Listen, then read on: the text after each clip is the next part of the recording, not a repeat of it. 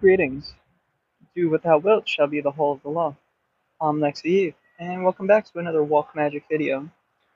So, I'm actually stuck in Manhattan. I'm waiting for our monthly Lamp of Invisible Light ritual to start, and I'm on my Bluetooth recording this. So, if the sound quality is not as good as usual, I apologize about that. But I'm very, very busy this month, but I do want to get this video recorded, edited, and uploaded as soon as possible. So, today we are going to conclude with part 3 of Liber HHH, that is section SSS. Let's begin. So, just note, S could be Samek, S could be Shin. Um, Samek is Sagittarius, fire sign ruled by Jupiter. Shin is fire and spirit. I'm more inclined to think that this is Shin because it's the mother letters. You have A, M, and S sections. So, fire, you'll see there's a lot of Kundalini energy, but I'll get into that momentarily in more depth. But real quick, Kundalini is a very fiery. It's the serpent force, dragon force. So there's a big fiery aspect to it. So the text begins with a quote from Liber 7. I'll just read it and make very quick notes in regards to the forthcoming practice. Quote, "Thou art a beautiful thing, whiter than a woman in the column of this vibration. I shoot up vertically like an arrow and become that above. But it is death and the flame of the pyre. Ascend in the flame of the pyre, O my soul. Thy God is like the cold emptiness of the utmost heaven, into which thou radiest thy little light. When thou shalt know me, O empty God, thy flame shall utterly expire in thy great NOx." End quote. And that's Liber 7, Liber Lapidus Lazuli, chapter 1, verses 36 to 40. Clearly, this quote is in reference to the Kundalini, the serpent force, and I only mentioned the letter Samek because of this quote. I shoot up vertically like an arrow and become that above. So Kundalini travels up the central pillar, middle pillar. It travels up to the chakras, not to confuse, because the chakras fall on all pillars on the tree of life. So let's not confuse or mix the systems. Kundalini shoots straight up, but because of that quote, I shoot up like an arrow. I just wanted to mention the Samek reference. At least in my mind, there's a Samek reference. Now, the quote does end with the adept's fire extinguishing as they approach nothingness, the state of pure union. And at the very end of this section, the final passage, it talks about if you die in this meditation, meaning if you achieve a state beyond ego, beyond the ruach, the intellectual part of the soul, um, that's a symbolic death, and that you're going to come into union with God. So there's definite references in this practice to this quote, or by using this quote to this practice. So let's begin with verse 0. Quote, "Be seated in thine asana, preferably the thunderbolt position. It is essential that the spine be vertical." End quote. So of course, one must be proficient in asana. And the thunderbolt is actually a very difficult position for most people. It requires really good leg and hip flexibility. The heels of the feet are pressed up one against the buttocks and one against the genital area, thus stroking the Kundalini dormant at the base of the spine in the Muladhara chakra. The spine must be vertical because the practitioner is going to move energy up and down the spine in this practice. So, yeah, good posture I recommend anyway as a magician. One's body, one's mind should be, and one's emotional health should be in top peak performance as a magician. We should strive towards those things. You know, peak physicality, peak mental acuity, peak emotional awareness, and how to channel those emotions in a healthy way. Quote, verse 1. "In this practice, the cavity of the brain is the yoni, the spinal cord is the lingam." End quote. Now this tracks with yogic philosophy, that being Shiva and Shakti. Shiva is the spine and the energy of the Kundalini, which must be raised up through the chakra to the skull, where it unites with Shakti. The skull itself is cup-shaped. Certain Buddhist and Tantric schools actually use kapala, literally skull in Sanskrit, for consuming food or drink in a ritualistic manner. Now, for those unfamiliar, the lingam is the phallus of Shiva, the yoni, the kates or sacred chalice of Shakti, or sometimes Parvati. Quote, verse 2, concentrate thy thought of adoration in the brain, end quote. So here one is adoring the goddess or the divine in general, though being Hadid as an individual, center of the universe, the goddess always seemed more appropriate to me, rather than just the divine or, in general. So center this adoration in the brain, it says. Retain the energy and feelings that it produces. Consider these feelings as they pop up. And when you record them in your magical record, afterwards, really analyze them. What does it mean to fill your brain with adoration? Verse 3, quote, now begin to awaken the spine in this manner. Concentrate thy thought of thyself in the base of the spine and move it gradually up a little at a time, end quote.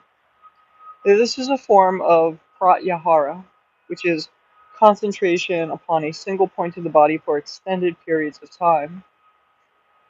Really, side note, I heard something really good from James Eshelman about a month and a half ago, that pratyahara, concentration, right, on a single part of the body, when you put your mind on your mind, you end up changing your mind. We all have thoughts that mislead us from doing our will, thoughts that detract us from attaining our goals. Those little voices that tell us sometimes, no, I shouldn't do that, I'm not good enough at that, or I did that wrong, and so I shouldn't try it again. Well, when you put your mind on your mind, you have the power to change those thoughts. You could expose them as whether it's lies or deceptions, etc. So pratyahara, you could do any point on the body. That's definitely what the practice is for. Learning to concentrate and feel energy in a point of the body. But I like that quote.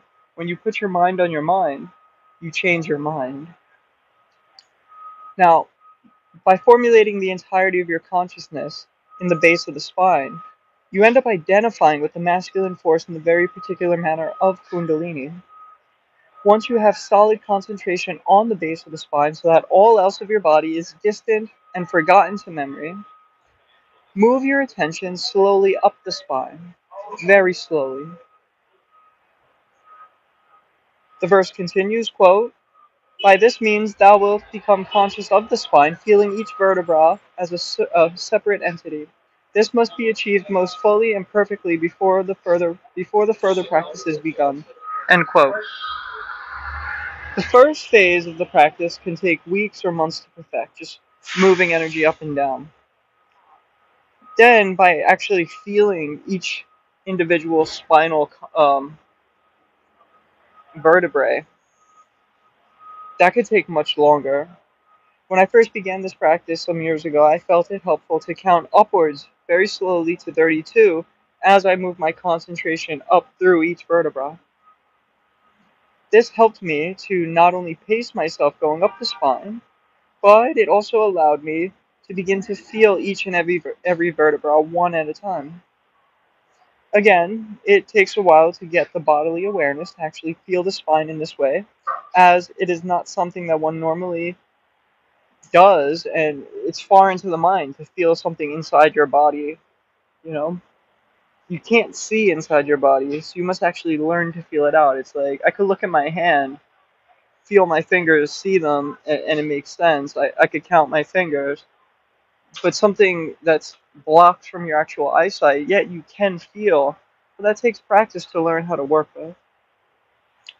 Here, as a side note, and this is like a suggested practice if you want to ever use this, if you do like Liber 15 or whatever, or any other ritual, but especially Liber 15. So when I would deacon for the Gnostic Mass, during the portion of communication, there's sometimes a large group of congregants, and that could take well over half an hour for everyone to finish coming up to the altar, taking their cake of light and wine, and then going back to their seat. During this time, the deacon just stands off to the side, basically just observing. So, when I was deacon, I would use this time to actually perform this very practice, standing there, moving energy up and down my spinal column, one vertebra at a time. Another point in the Mass I found this verse useful is when the priestess strokes the lambs. Now, whether I was officiating the Mass or sitting as a congregant, I would move energy up and down my spine in time with the priestess stroking the lambs. Though, of course, these movements are much faster and not quite exactly like this practice, but there is a similarity. Quote, verse 4. Next, adore the brain as before, but figure to thyself its content as infinite. Deem it to be the womb of Isis or the body of Nuit. End quote. So this is a very interesting verse. Does not the realm of thought seem infinite? What I mean to say is, the universe being a microcosm, as we perceive our own microcosm, that perception takes place in the brain, within the skull.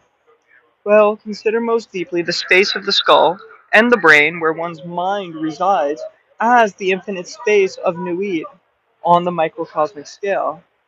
Thought can, like there's a thing with Jnana Yoga that one can go crazy and never actually attain just chasing knowledge because the mind could just keep coming up with thoughts. You know, there's almost no end to the possibility of thought. It's basically, as far as I could see it, infinite. So knowledge and thought really is a microcosm of the infinite universe in that sense. Verse 5, quote, Next identify thyself with the base of the spine as before, but figure to thyself its energy as infinite. Deem it to be the phallus of Osiris or the being of Hadit. End quote. I've said this many times. If space is infinite, then the center of space is everywhere, thus also infinite. Note that we are identifying with the base of the spine while adoring the skull crevice, the brain. I'm reminded here of Liber L, chapter 2, verses 3 and 4. Quote, In the sphere I am everywhere the center, as she the circumference is nowhere found, yet she shall be known and I never. End quote. Now in particular in this verse, we are considering the infinity of center points down. We're condensing it down into the base of the spine and aligning it with the phallus of Osiris, whose phallus, I might add, was missing when his sister wife Isis put his severed pieces back together. To my mind, this invisible force is likened to the above quote of Hadith that I never shall be known, or that he identifies Nuit with space-time, and he himself as the never, the antithesis of time. Regardless, spend many practices working up to this verse until something about it clicks to you. Now, you could hear my words, but it has to come to you, from you, through experience. Verse 6, quote, These two concentrations, 4 and 5, may be pushed to the point of samadhi. Yet lose not control of the will. Let not samadhi be thy master herein. End quote. So I've covered samadhi several times in this channel. It's the union of the person in meditation with an objective thing or even an idea. When this union takes place, the universe ceases to exist. Illusions are dismantled. One can operate in this state, and here one must persist in the practice by sheer will if necessary, not becoming lost to the nothingness of samadhi. Verse 7, quote, Now then, being conscious both of the brain and the spine, and unconscious of all else, do thou imagine the hunger of the one for the other, the emptiness of the brain, the ache of the spine, even as the emptiness of space and the aimlessness of matter. End quote. So here again are 2 points, or things, the brain and the spine, all yearning for the interaction of one with the other. So simply do as the verse suggests. Imagine that the energy in the base of the spine is desperate to reach above, and the cavity of the skull, or brain being dumb and silent by the practice, is craving nothing more, nothing else than to be filled with that force that is waiting below. To continue, I partitioned verse 7 so that this final sentence comes after that little brief explanation. Quote, And if thou hast experience of the Eucharist in both kinds, it shall aid thine imagination herein. So, what this verse is saying, if you're familiar with the cake of light and the goblet of wine, there's the particle in the mass that gets dropped into the chalice, right? Well, think about sex magic. What gets dropped into the chalice, right? But that's, so what is that particle, right? Think about that. Furthermore, strictly in sex magic, here is a meditation on the yoni and the lingam coming into union, two beings. And it applies on such a broad scale. It's like in our mundane life, even when you do something, right? For example, I have a bottle of water in front of me. That bottle of water is passively sitting there. I have to exert my will. I have to go into motion to take that bottle and consume it, to consume that water. Thereby, that passive and my action come into union. The bottle of water is changed. My body is changed by the water in that bottle. Both parties are changed. They cease to exist as they did before by their union of active and passive. Contemplate all of that in this practice. Verse 8, quote, "Let this agony grow until it be insupportable, resisting by will every temptation, not until thine whole body is bathed in sweat, or it may be in sweat of blood, and until a cry of intolerable anguish is forced from thy closed lips, shalt thou proceed." End quote. So there should come a point where the force at the base of the spine is going to start to want to rise up, and this must be resisted by sheer will again if necessary. No matter what ecstasy is produced by the Kundalini, practitioner must not lose their grip on keeping the serpent force locked down. The verse states explicitly that the body must become bathed in sweat by the contraction upon this force. Now, this is likely to happen in mere asana alone over periods of time, and more likely to happen quicker while working with this particular energy center. Verse 9, quote, "Now let a current of light, deep azure, flecked with scarlet, pass up and down the spine, striking, as it were, upon thyself that art coiled at the base as a serpent." End quote. Note that your consciousness should still be locked in the base of the spine so that you identify the whole of what you call yourself as concentrated in that point. See your spine as belonging to an objective being, or as something external to you, such as what a piece of furniture in your living room is to you normally. You exist only in the base of the spine. Everything else is foreign to you. Now allow this azure flecked scarlet light to run up and down the spine as the text instructs, pounding down upon your consciousness in the base of the spine every time it comes down. Note, azure is Nuit's color, and scarlet belongs to Babylon. The motion of the light is not dissimilar to the motion of sex. There's also the fact that scarlet is the circle of Hadid. So there's a definite couple of very interesting correspondences there with azure and scarlet. Verse 9 continues, quote, "Let this be exceedingly slow and subtle, and though it be accompanied with pleasure, resist, and though it be accompanied with pain, resist." End quote. Go slow moving this light. Let it be sensual. But what does it mean, resist? Well, again, ecstasy and even bodily orgasm may creep up on your consciousness, and you must remain in control.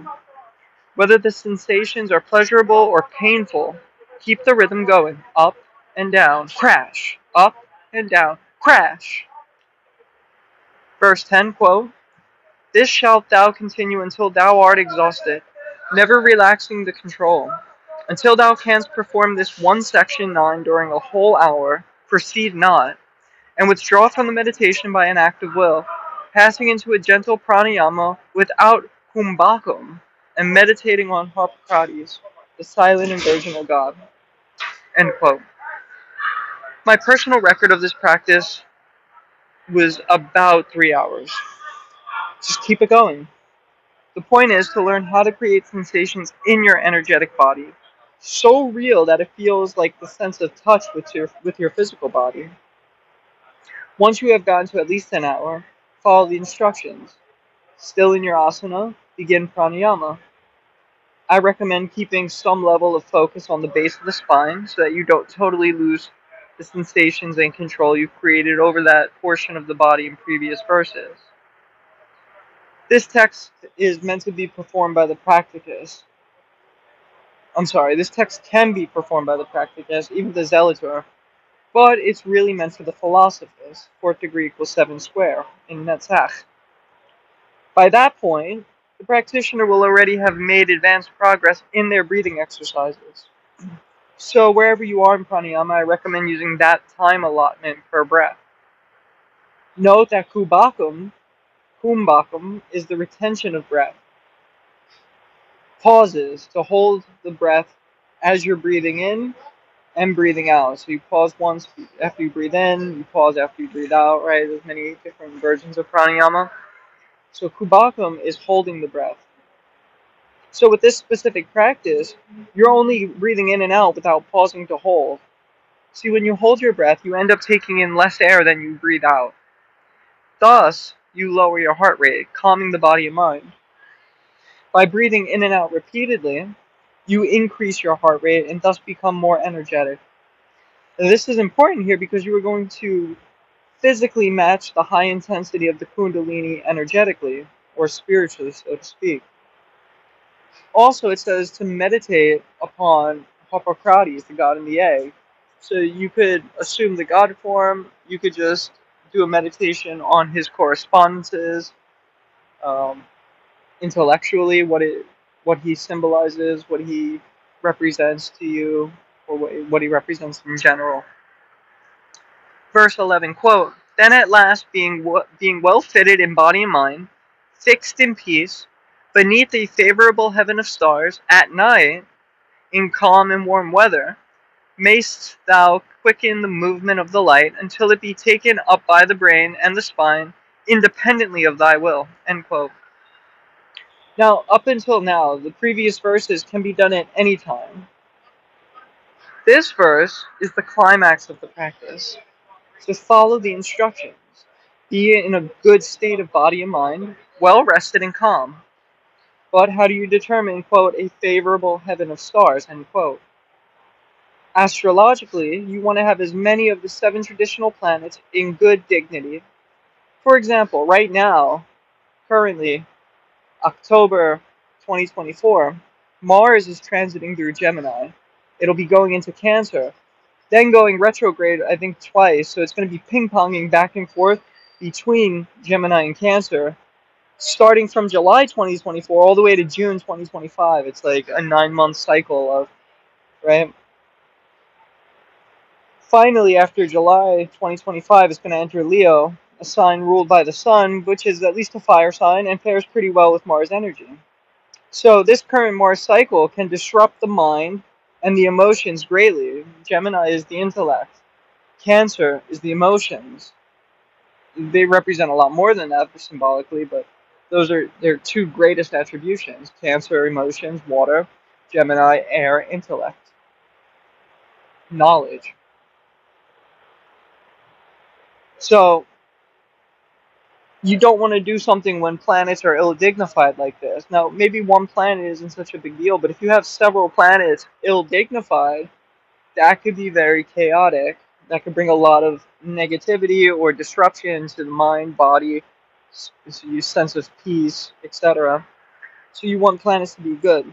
Now, again, if all planets are in mostly good signs and there's like one, that's fine. But if others are squaring planets in signs or houses that are not suited to the nature of that planet, then it's not a good time to proceed to verse 11.